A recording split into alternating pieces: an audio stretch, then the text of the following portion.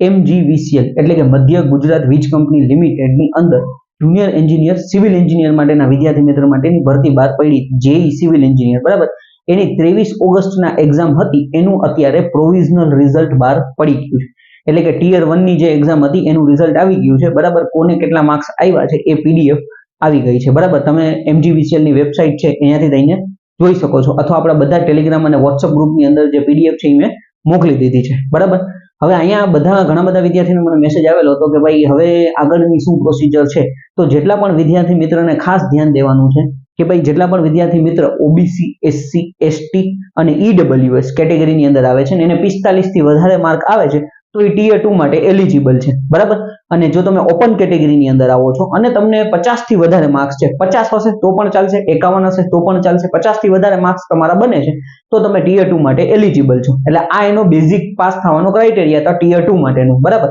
હવે તમારી જે ટિયર 2 ની એક્ઝામ છે એ તમારી ટેકનિકલ એક્ઝામ હશે 100 માર્કનું તમારું ટેકનિકલ એટલે કે તમે જે સિવિલ એન્જિનિયરિંગમાં અત્યાર સુધી ભણેલા છો એ જ 100 માર્કનું પેપર તમારે દેવાનું છે ટિયર 2 નું બરાબર તો એની પ્રિપેરેશન ખાસ ચાલુ કરી દેજો ગમે ત્યારે તમારી ટિયર 2 ની એક્ઝામ આવી શકે છે બરાબર GSECL ની અંદર તમે જુઓ તો કે જુનિયર અસિસ્ટન્ટ ની એ બધાની એક્ઝામ નું રિઝલ્ટ જેવું આવ્યું એટલે એ લોકોએ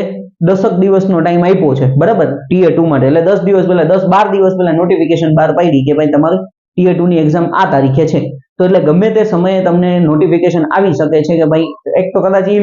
રિઝલ્ટ બહાર પાડી શકે છે કે ભાઈ આટલા લોકો એલિજિબલ છે જે લોકો 45 અને 50 ની અંદર છે એ લોકો એલિજિબલ નથી બરાબર એક તમને મેરિટ બહાર પાડીને તરત તમને ડેટ આપી દેશે કે આ ડેટે તમારી ટિયર 2 ની એક્ઝામ છે બરાબર તો ખાસ જેટલા પણ વિદ્યાર્થી મિત્રોને મેં તમને કીધું એ પ્રમાણે કે જે લોકોને 45 ઉપર બરાબર અને જે લોકો ઓપન કેટેગરીમાં જેને 50 ઉપર થાય છે તો એ લોકો એલિજિબલ છે અને એ પ્રિપેરેશન મતલબ કે ટિયર 2 માટેની પ્રિપેરેશન ખાસ